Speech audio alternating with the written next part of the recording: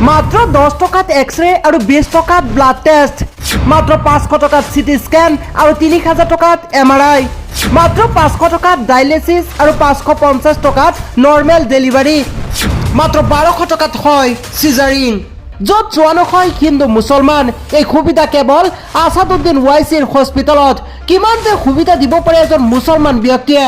আসাদুদ্দিন ওৱাইচি আৰু আকবৰুদ্দিন ওৱাইচিৰ নেতৃত্বত চলে হায়দৰাবাদ স্থিত ওৱাইচি হস্পিটেল এণ্ড ৰিচাৰ্চ চেণ্টাৰ, য'ত মাত্ৰ 10 টকাত এক্স-ৰে, 20 টকাত ব্লাড টেষ্ট, 500 টকাত চিটি স্কেন, 30,000 টকাত MRI, 500 টকাত ডায়ালিসিস, 550 টকাত নৰ্মেল ডেলিভাৰী, 650 টকাত ডায়ালিসিসৰ পাইপ, মাত্ৰ 1200 টকাত হয় সিজাৰিং। আসাদুদ্দিন ওৱাইচিৰ পিতৃ প্ৰাক্তন MP আলহাজ সুলতান সালাউদ্দিন ওৱাইচি আছিল চেয়াৰমেন।